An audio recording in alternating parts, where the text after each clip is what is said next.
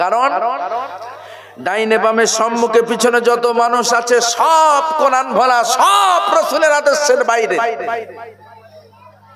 কোরআনের ধার ধারে না, কোরআনের কথা মানে না। সে কথা আল্লাহ বলছে, বান্দা তুমি যখন দেখবে তোমার ডাইনে বামে সম্মুখে পিছনে চতুর্দিকে শুধু হারাম খোর আর হারাম খোর, তার মাঝে যদি তুমি নিজেকে হারাম মুক্ত রাখতে চাও, তাহলে ওই হারাম খোরের দলেরা পাগলা কুত্তার মতো চতুর্দিক থেকে তোমাকে গ্রাস করবে। ঠিক সেই মুহূর্তে পৃথিবীর কোন মানুষের কাছে সাহায্য না আছে, আমি রব্বুল আলামিন আমার প্রতি যদি তাওয়াক্কুল করতে পারো, ওয়া মান ইয়াত্তাকিল্লাহ ইয়াজআল লাহু মাখরাজা, আমি রব্বুল আলামিন সমস্ত জাল ছিন্ন করে তোমাকে ফারেক করে দেব। বলেন সুবহানাল্লাহ। ওয়া ইয়ারযুকুহু মিন হাইসু লা ইয়াহতাসিব, শুধু তোমাকে তাদের জাল ছিন্ন করে ফারেক করে দেব তা নয়, বরং তোমার জন্য এমন উত্তম রিজকের ব্যবস্থা করব, এমন কুদরতি কায়দায় তোমার জন্য রিজকের ব্যবস্থা করব যা তোমার 14 গোষ্ঠীও কল্পনা করে পাবে না। বলুন সুবহানাল্লাহ।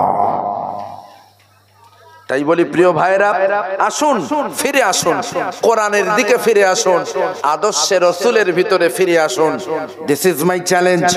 আপনি যদি কোরআনী আইন অনুযায়ী চলতে পারেন, আপনি যদি রাসূলের আদর্শের মাপকাঠি অনুযায়ী চলতে পারেন, ওই অমুক তমুক নামের ইঁদুর বাঁদরেরা মাদ্রাসা শিক্ষাকে গালি দিতে পারে, মুসলমানদেরকে গালি দিতে পারে, কিন্তু তাদের বাবার বাবা আপনার পদধূলি নিয়ে কপালে তিলক দেবে ইনশাআল্লাহ।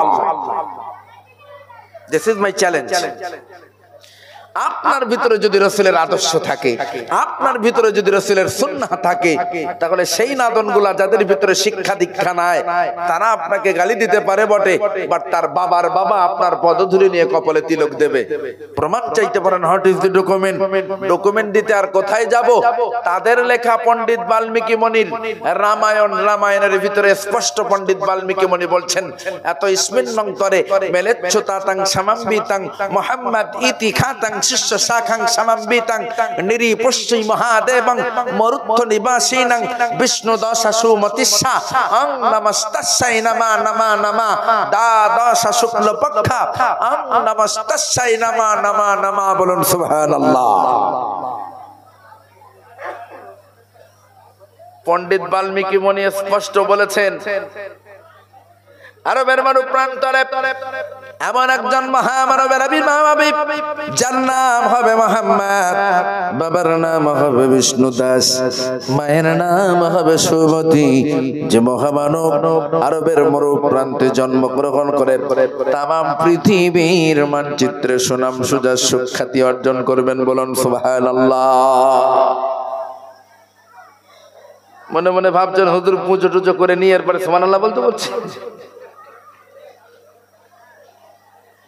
এত স্মরণ করে মেলেচ্ছতাতাং সামাম্বিতাং মুহাম্মদ ইতি খাতাং শিষ্য শাখাং সামাম্বিতাং নিরিপুষ্টি মহাদেবং মরুত্থ নিবাসিনাং বিষ্ণু দশাসু মতিষ্যা অং নমস্তাস্যাই নমা নমা নমা দ্বাদশ শুক্ল পক্ষ অং নমস্তাস্যাই নমা নমা নমা।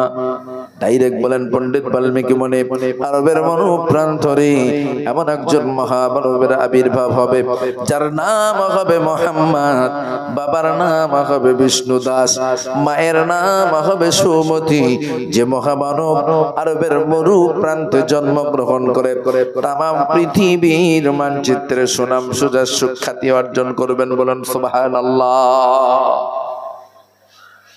মুসলমানদের ডাউট লাগতে পারে, আমার নবীর বাবার নাম তো বিষ্ণু দাস নয়, মায়ের নাম তো সৌমতি নয়।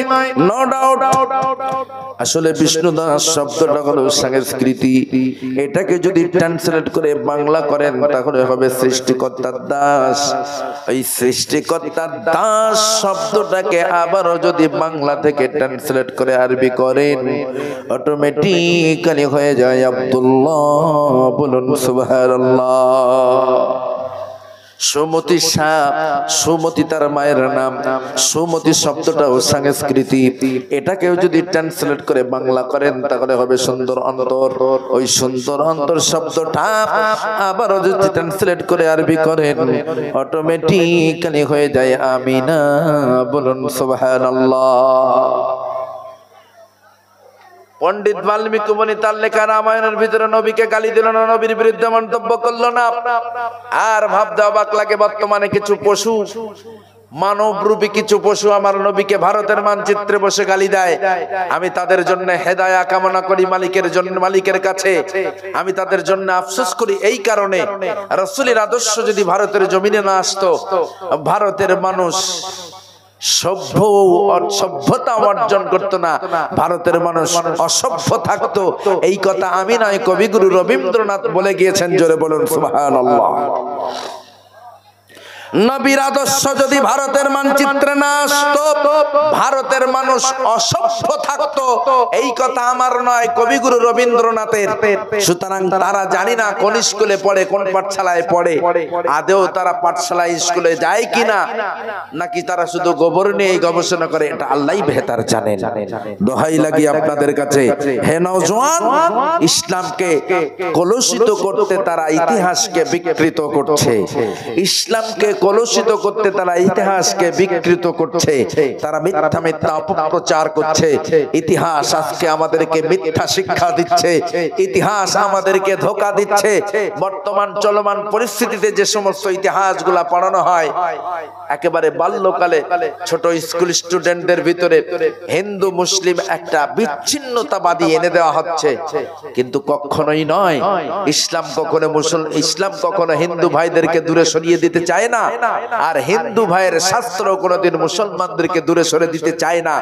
যে বা যারা মুসলমানদের ভিতরে হোক বা হিন্দুদের ভিতরে হোক, কেউ যদি বিচ্ছিন্নতাবাদী কথা আপনাকে বলে, আপনি তাকে তালাক মারবেন, হোক সে মৌলবী, হোক সে কোনো ব্রাহ্মণ। না, কোনো দিনের জন্য কোরআন হিন্দুদের থেকে দূরে থাকতে শিক্ষা দেয় না। কোনো দিনের জন্য হিন্দু ভাইদের কোনো শাস্ত্র মুসলমানদের থেকে দূরে থাকতে শিক্ষা দেয় না। একমাত্র অজ্ঞতা, মূর্খতা, জাহেলিয়াতার কারণে আমাদের ভিতরে বিচ্ছিন্নতাবাদী আসছে। জানি না এই বিচ্ছিন্নতাবাদী আগামীতে আরো যদি বিরল আকার ধারণ করে, হয়তোবা এই অখণ্ড ভারত আর অখণ্ড থাকবে না। তাই আজ আমি আপনাদের কাছে অনুরোধ করব, অযথা মিথ্যা ইতিহাস যখন আপনার কানে আসবে, মাথা নিচু করে বাড়ি আসবেন না, আপনি প্রতিবাদ করুন। আপনাকে কেমন বলবে? ও যারা হাতে অস্ত্র, অপর হাতে শাস্ত্র, তিনি শ্রেষ্ঠ নবী, শ্রেষ্ঠ মানুষ, এমন দাবি মৌলবীরা কেমন করে করে? রাসূলের এই কথাটা নিয়ে অনেকে অপব্যাখ্যা করে। মুসলমান ভাইরা, কলিজায় আঘাত লাগে এই কারণে। রাসূল অস্ত্রের ব্যবহার কেমন করেছে তারা এ নিয়ে একটু বিবেচনা করলো না। বরং রাসূল যে বলেছেন আমার এক হাতে অস্ত্র, অপর হাতে শাস্ত্র, এই কথাটা তারা অপব্যাখ্যা করতে লেগে গেল। রাসূলের ব্যবহার কেমন করেছেন একটুখানি ভেবে দেখুন। কোন একদিন আল্লাহর পয়গম্বর সাহাবায়ে কেরামদেরকে নিয়ে মসজিদের ভিতরে বসে আছেন। সাহাবীদেরকে রাসূলুল্লাহ তালিম দিচ্ছেন, বিভিন্ন রকম ভাবে তাদেরকে শিক্ষা দীক্ষা দিচ্ছেন। এমন সময় একজন ব্যক্তি সরাসরি রাসূলের পাশে এসে যে জায়গায় বসে রাসূল এবং সাহাবীরা আলাপ আলোচনা করছিলেন, তার একটুখানি দূরে দাঁড়িয়ে ছটছট ছটছট করে প্রস্রাব করতে লাগলেন। গভীর মনোযোগ। বিশ্বনবী সাহাবাদেরকে নিয়ে তালিম দিচ্ছেন। আমরা যেমন তালিম দিই, ঠিক ওই রকম সাহাবীদেরকে নিয়ে রাসূল তালিম দিচ্ছেন। এমন সময় এক ব্যক্তি এসে তালিমের থেকে একটু দূরে দাঁড়িয়ে দাঁড়িয়ে ছটছট করে প্রস্রাব করতে লাগলো। হযরত ওমর তো রেগে ক্ষোভে একেবারে অস্থির, হাতা গোটায় আর বলে, ইয়া রাসূলুল্লাহ ইযা যাতো তো उसको কতল করে দেंगे, যদি অনুমতি দেন তাহলে ওকে এখনই শেষ করে দেব।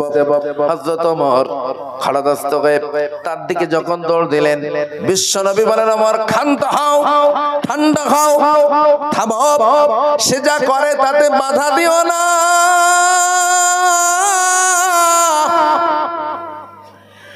কারণ করছি, এমন অবস্থায় যদি তাকে বাধা দাও, তার প্রস্তাবটা যদি খোলসা না হয়, ক্লিয়ার না হয়, তাহলে তার কিডনি ড্যামেজ হতে পারে, তার কিডনির সমস্যা আসবে। বিজ্ঞানীরা আজকে এটা প্রমাণ করেছে, কোন ব্যক্তি যদি প্রস্তাব আটকে রাখার স্বভাব থাকে, কারো ঘন ঘন প্রস্তাব আটকে বসে থাকে, একটু পরে যাব, দোকানদার মানুষ, টয়লেট খানা দূরে, দোকান ছেড়ে বারবার যেতে কষ্ট লাগে, এই জন্য প্রস্তাব আটকিয়ে বসে থাকে, চুপটি মেরে হিট করে। আজকের বিজ্ঞান দাবি করছে, আধুনিক বিজ্ঞান বলে যারা প্রস্তাব আটকে বসে থাকে খুব দ্রুত তাদের কিডনি ড্যাম হয়ে যায়। আল্লাহ নবী বলছে, ওমর ক্ষান্ত হও, সে প্রস্তাব করছে, তাকে বাধা দিও না, প্রস্তাবটা করা হয়ে যাক, তারপরে যা বলার আমি বলছি। বিশ্বনবী ওই ব্যক্তির প্রস্তাব হয়ে যাওয়ার পরে ডাকলেন, এই শোনো এদিকে। কেবলমাত্র তাকে ডেকে বললেন, বাবা এই জায়গায় আমরা নামাজ পড়ি, এটা আমাদের নামাজের জায়গা, এখানে আর কোনোদিন এসে প্রস্রাব করবে না। প্রস্রাবের যদি প্রয়োজন হয় দূরে টয়লেট খানা দেখিয়ে বললেন ওই জায়গায় প্রস্রাব করবেন। আল্লাহ নবী টয়লেট খানা দেখিয়ে বলে দিলেন ওই জায়গা করবে, এখানে আর করবে না কোনোদিন, এটা আমাদের নামাজের জায়গা। বলে রাসূল সহ সাহাবীরা মিলে পরিষ্কার করলেন জায়গাটা, পরিষ্কার করে আবার যথারীতি নামাজ চলছে। হযরত ওমর মানতে পারলেন না, ইয়া রাসূলুল্লাহ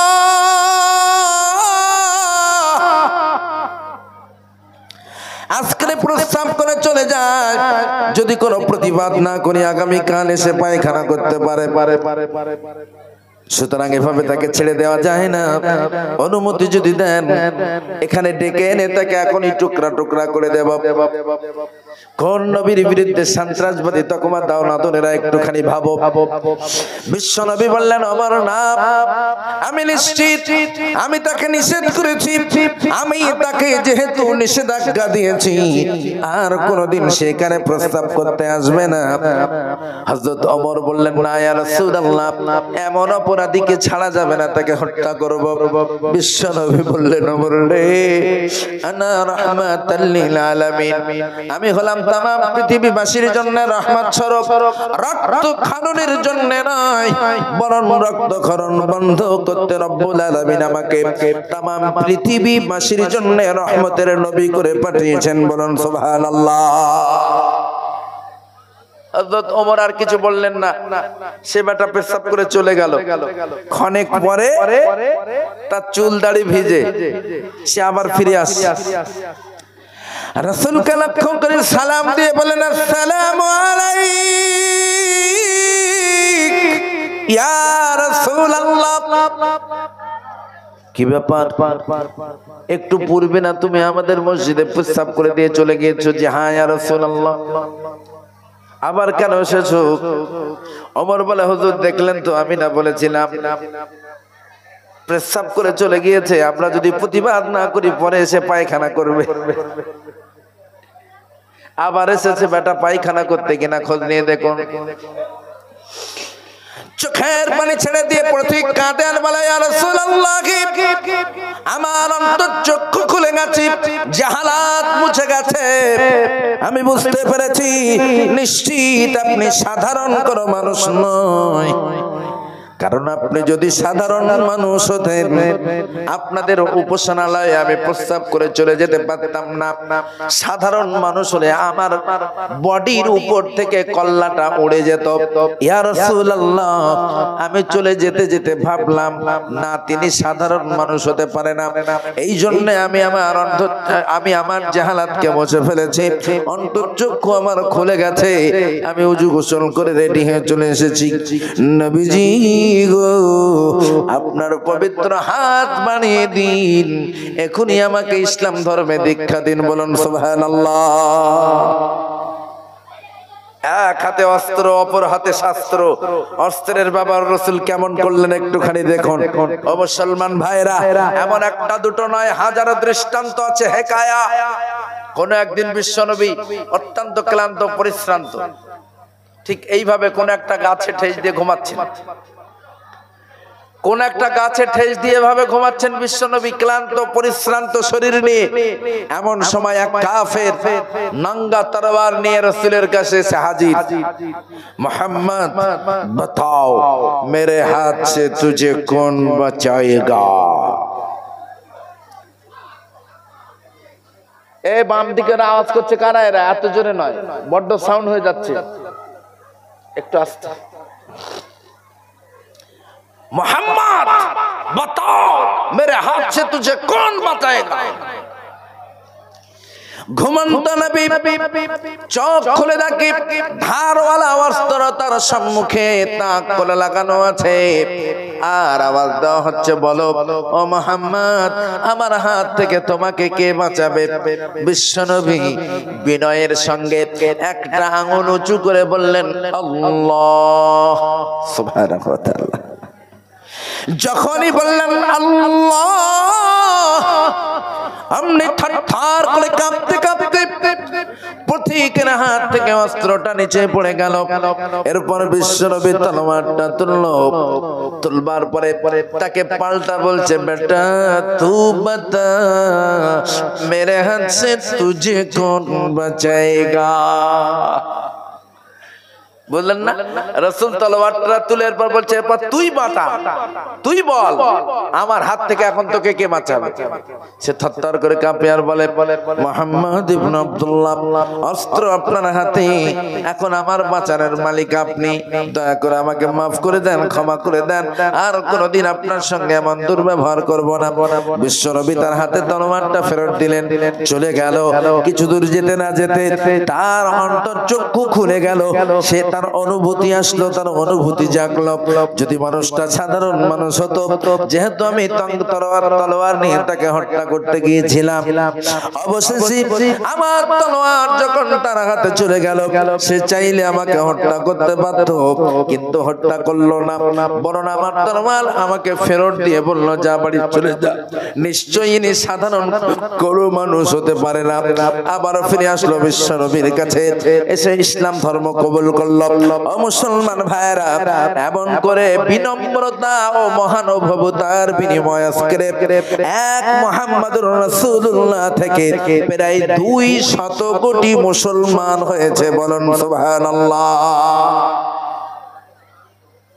নবীজি যখন আসমান থেকে আল্লাহ রাব্বুল আলামিন নবীর উপরে যখন কোরআনে কারিম অবতীর্ণ করেন, যখন রাসূলকে ঘোষণা দিলেন, মুহাম্মদ যাও দাওয়াত নিয়ে চলে যাও মানুষের দ্বারে দ্বারে, তখন কিন্তু আল্লাহর পক্ষ থেকে রাসূলের সঙ্গে 1 লক্ষ সেনা পাঠানো হয় নাই। হয়েছিল নাকি? একটা দুটো সেনা পাঠানো হয় নাই। একমাত্র বিশ্বনবী থেকে সর্বপ্রথম দাওয়াত দিলেন হযরত খাদিজাকে। খাদিজা রাসূলুল্লাহ, খাদিজা আল্লাহ রাব্বুল আলামিন আমাকে নবুয়ত দিয়েছেন, আমার উপরে কিতাব অবতীর্ণ হচ্ছে। খাদিজা জবাব দিলেন, ইয়া আবুল কাসিম, হে কাসেমের পিতা, দীর্ঘদিন আপনার সংসারে আছি, যে চরিত্র আপনার ভিতরে পেয়েছি নিশ্চিত আপনি নবী হওয়ার যোগ্য, সুতরাং আপনার নবুয়তকে মেনে নিলাম। এরপরে দাওয়াত দিলেন আবু বকরকে, বাল্যকালের বন্ধু আবু বকর। আবু বকর, রব্বুল আলামিন আল্লাহ আমাকে নবুয়ত দিয়েছেন।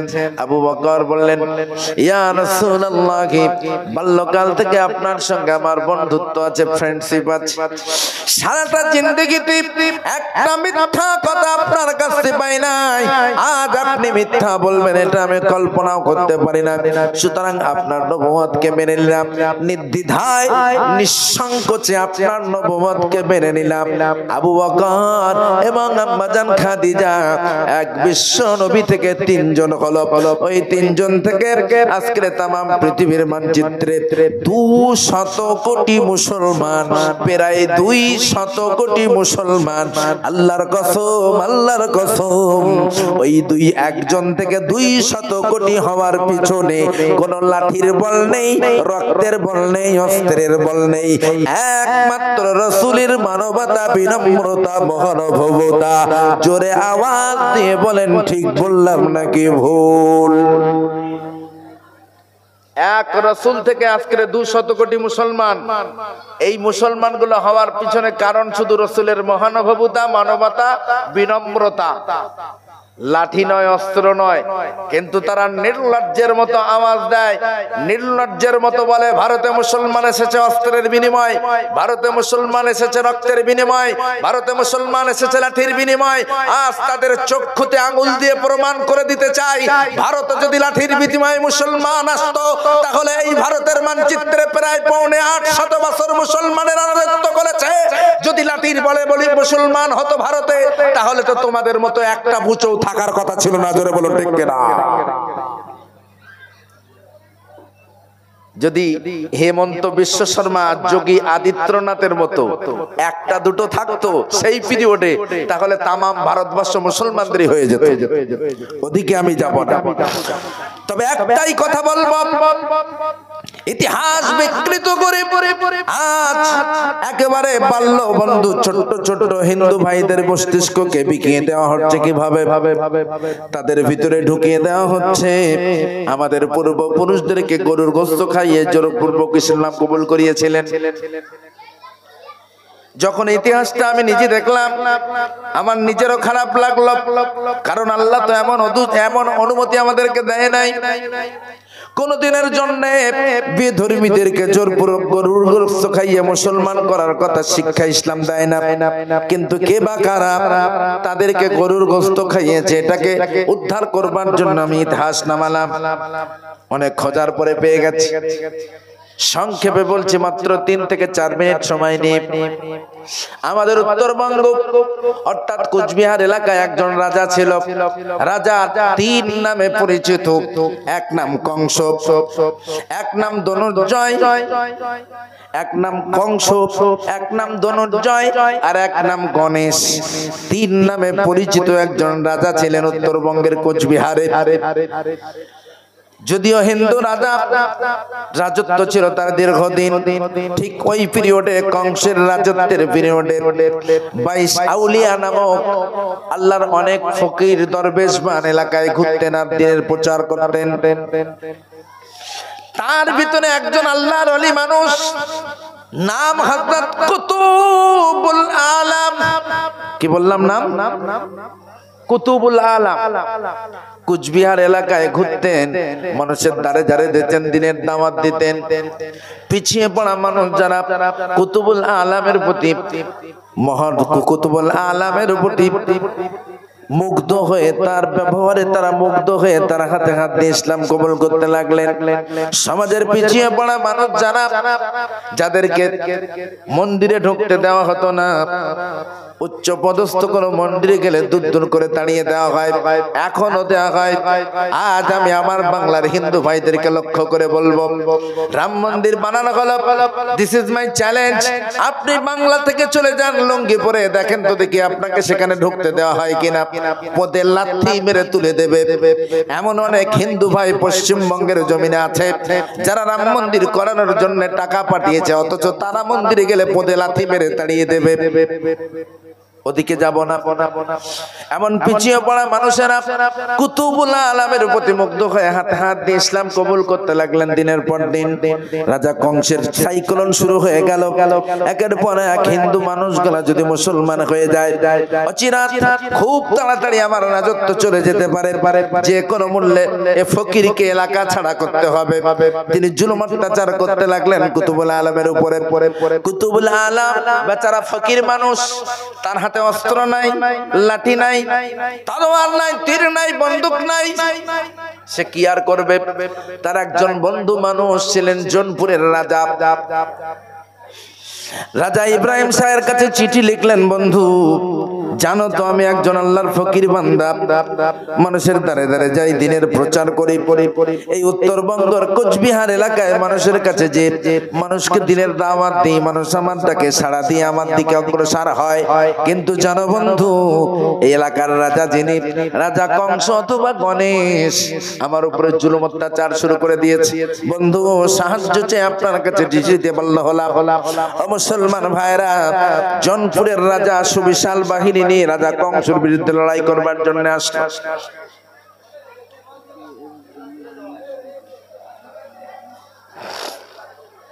রাজা কংস বংশ শুদ্ধ ধ্বংস করবে বলে কুতুবুল আলম চলে এসে উত্তরবঙ্গে। ইব্রাহিম শাহ, জনপুরের রাজা ইব্রাহিম শাহ চলে এসেছে। এখন ইব্রাহিম শাহর বাহিনী থেকে রাজা কংস তো প্যানে গোবরে হয়ে গিয়েছে, কাপড় চোপড় ভিজে যায় যায় অবস্থা। সে তো বুঝতেই পেরেছে তার বিরুদ্ধে লড়াই করার কোনো উপায় তো আমার নেই, যে কোনো মূল্যে এখন রাজত্বটাকে টিকিয়ে রাখতে হবে। তো বাপ বেটা দুজনে যুক্তি করে নিয়েছে, কংসের ছেলে যদু এবং কংস বলছে, খোকা ওই ইব্রাহিম শাহের বিরুদ্ধে লড়াই করার মতো শক্তি তো তোর বাবার নাই, যে কোনো মূল্যে কৌশল অবলম্বন করে রাজত্বটা টিকিয়ে রাখতে হবে। না কিভাবে? বলছে তিনি যখন এসেই গেছে আমি তার কাছে সারেন্ডার হই, আমি তার কাছে গিয়ে বলি মুসলমানদের বিরুদ্ধে আমার কোনো অভিযোগ নাই, মুসলমানদেরকে আমি কোনো জুলুম অত্যাচারও করি না। আপনার বিশ্বাস না হলে আপনি আমাকে ইসলাম ধর্মে দীক্ষা দেন এবং আমার ছেলেকেও ইসলাম ধর্মে দীক্ষা দেন, দিয়ে আমার কাছ থেকে রাজত্ব কেড়ে নিয়ে ছেলেকে সিংহাসনে বসিয়ে দিয়ে আপনি চলে যান।